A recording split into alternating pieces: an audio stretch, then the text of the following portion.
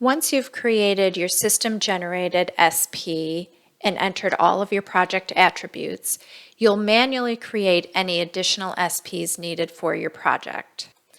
This particular project required 9 additional SPs because there are restricted funds in each year for summer research experience, as well as the normal expenses for the training program.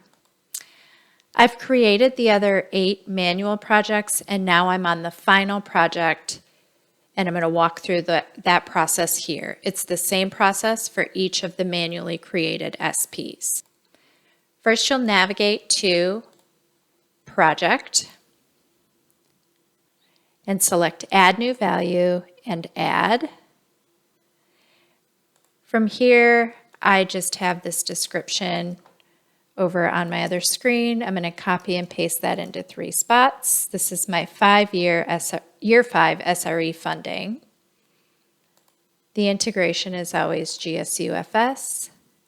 The project type is GSURF Federal Exchange because we received this at GSURF and it's direct federal money. Our project status is going to be open and the number scheme is SP.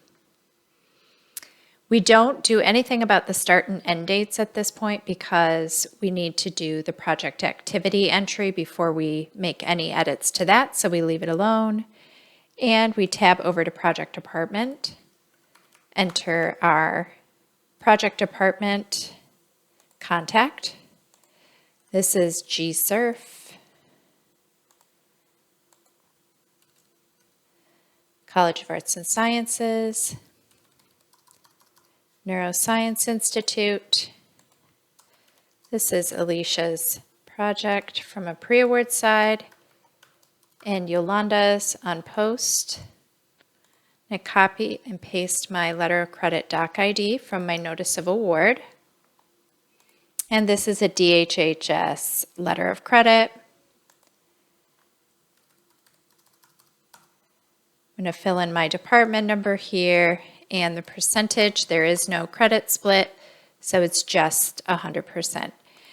Notice that the subdivision does not fill in here, so I'm going to have to send Long a list of all of my SPs that I've created so he can add the subdivision to each of these manually created SPs. Now I need to add the project activity, so I'm going to navigate to project activity. It will pre-fill with the SP that I was just working on, and I'm going to select Add New Value again. You see the activity is blank here.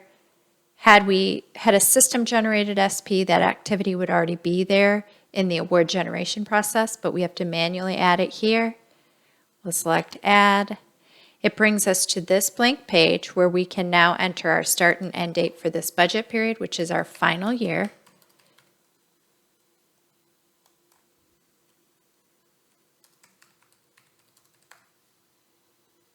Save. Then we tab to F&A rates. This will come up blank. We're going to select on-campus research because that's what we have. MTDC base for the institution and the funded panels. I'm going to select view all here and delete all of my unnecessary rows. And I'm going to select the F&A rate and override it with 8% since that is the F&A rate for training grants. Now I can navigate back to my project, and now you can see my end date updated based on project activity, so I just need to override the start date here.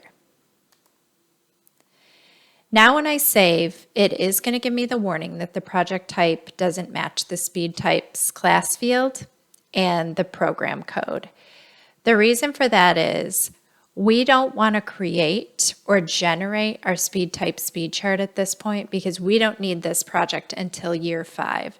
So we don't want this SP created and available for the department to see or use in any of the university systems until it's actually open for spending. So for now, we're going to leave that program and class code blank. And the individual who manages this project each year will then open that SP when we get the new notice of award.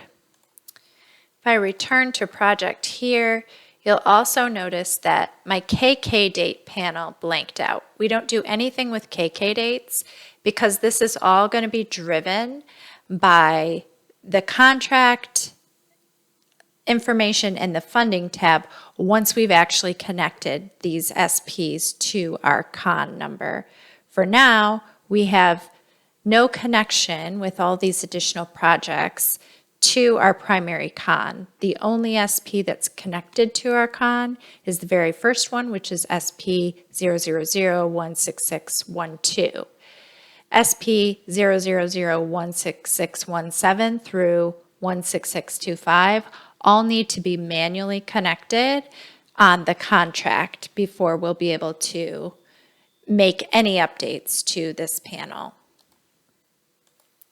Now that I have all of my SPs created, I like to do two things to double check each one that I created.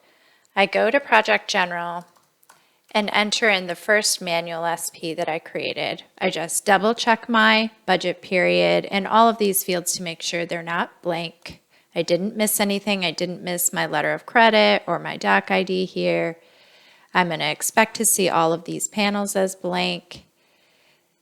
The only thing I should be missing on this is the subdivision on each of these that I've manually created. So I just quickly go through each of them and verify those things here on both the General Information and Project Department tab.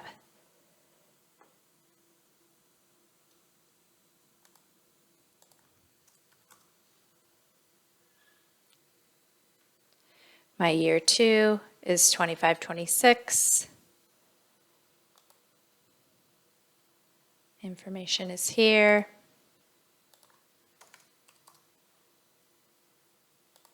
I'm going to do this for all 9 of my manually generated SPs just to verify that everything is there, no information is missing. The KK date panel should be blank and the speed type speed chart will not be active. But apart from that, everything should be completed and matching on all of my SPs.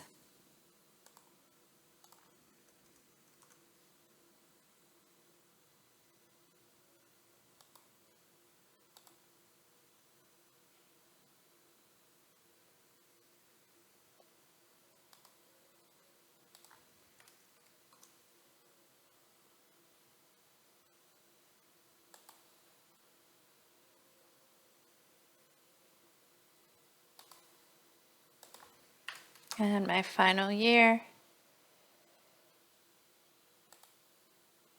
Checking my dates.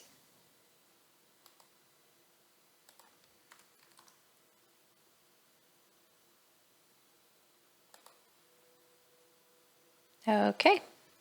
I'll do the same thing on project activity just to make sure that the project activity F&A rate is 8% for each year. I won't manually go through that on this video, but I will go through, check that for each one, just verifying that this is 8%. We don't want that to pick up in any of the future years and start charging 56%. So I'm going to double check that on each of the 9 manually created SPs. Once I've done that, it's time to move on to the next step, which is adding our contract lines.